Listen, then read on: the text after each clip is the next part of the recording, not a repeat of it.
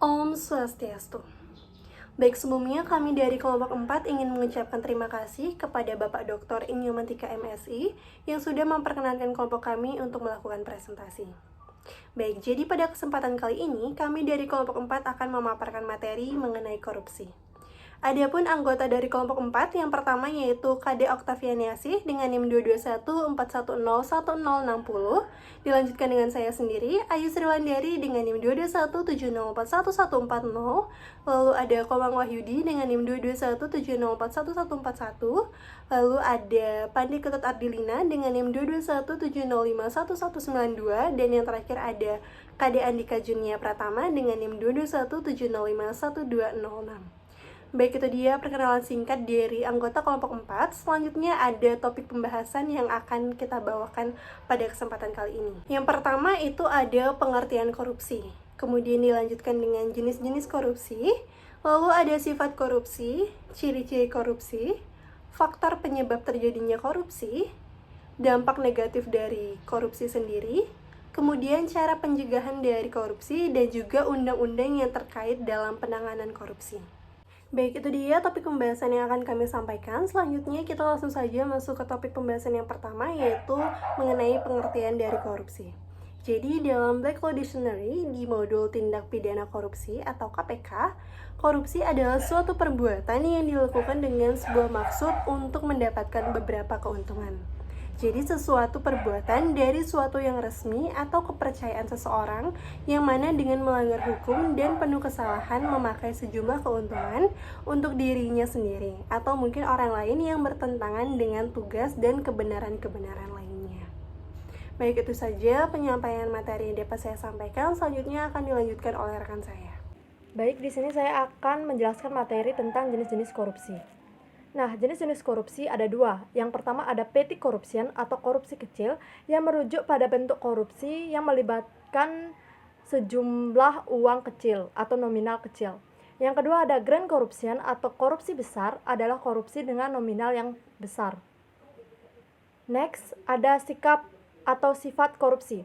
Nah, menurut Baharudin Lopa dalam bukunya Kejahatan Korupsi dan Penegakan Hukum membagi korupsi menurut sifatnya dalam dua bentuk, yaitu yang pertama korupsi yang bermotifkan terselubung, yakni korupsi secara sepintas kelihatannya bermotif politik, tetapi secara tersembunyi sesungguhnya bermotif mendapatkan uang semata.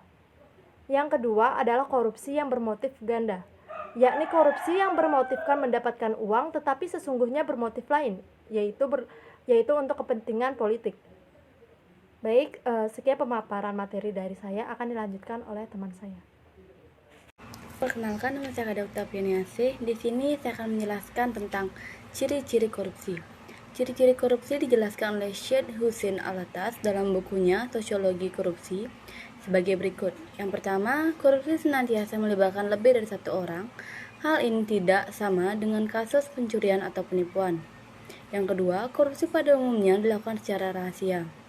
Yang ketiga, korupsi melibatkan elemen kewajiban dan keuntungan timbal balik. Yang keempat, mereka yang mempraktikkan cara-cara korupsi biasanya berusaha untuk menyelubungi perbuatannya dengan berlindung di balik pembenaran hukum.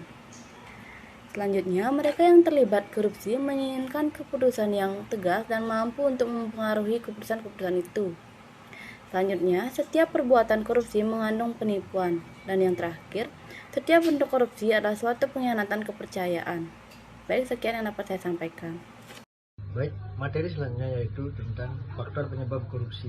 Yang pertama yaitu lemahnya pendidikan agama dan etika. Yang kedua, kolonialisme. Yang ketiga, kurangnya pendidikan. Yang keempat, kemiskinan. Yang kelima, tidak adanya sanksi yang berat. Yang keenam, struktur pemerintahan. Yang ketujuh yaitu perubahan radikal. Selanjutnya yaitu dampak negatif korupsi. Yang pertama yaitu kerugian ekonomi. Yang kedua, ketidakadilan dan ketimpangan. Yang ketiga yaitu merusak sistem hukum. Yang keempat, ketidakstabilan politik. Yang kelima, penurunan kualitas layanan publik. Yang keenam yaitu gangguan investasi dan pertumbuhan ekonomi. Baik, terima kasih atas kesempatan yang diberikan kepada saya. Jadi di sini saya akan melanjutkan materi yang ketujuh, yaitu cara pencegahan terjadinya detik korupsi. Untuk mencegah korupsi, diperlukan upaya yang komprehensif dan melibatkan berbagai pihak.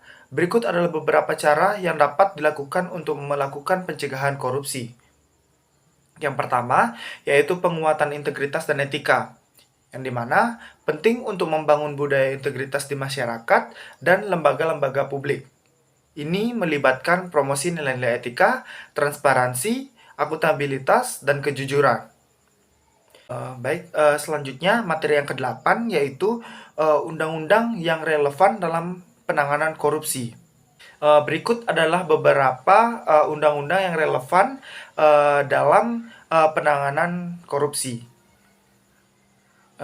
Yang pertama yaitu Undang-Undang Nomor 31 Tahun 1999 tentang pemberantasan tindak pidana korupsi atau Undang-Undang Tipikor.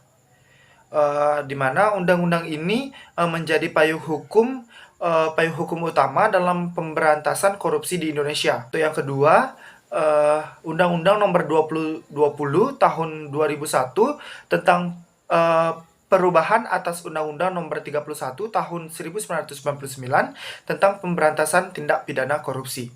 Nah, untuk yang ketiga yaitu Undang-Undang Nomor 28 Tahun 1999 tentang penyelenggaraan negara yang bersih dan bebas dari korupsi, kolusi, dan nepotisme atau Undang-Undang 4 Pilar Kebangsaan.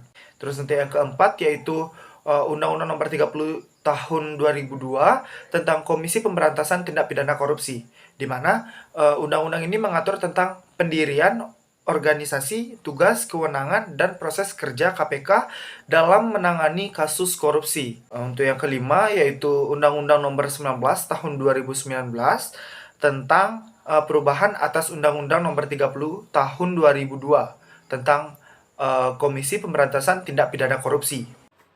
Baik, jadi karena seluruh materi sudah disampaikan, berikutnya ada kesimpulan. Jadi kesimpulan dari presentasi kali ini adalah korupsi ini merupakan sebuah perbuatan yang dengan sengaja dilakukan untuk mendapatkan keuntungan lebih. Korupsi merupakan perbuatan yang sangat tercela yang dapat merugikan negara dan juga masyarakat.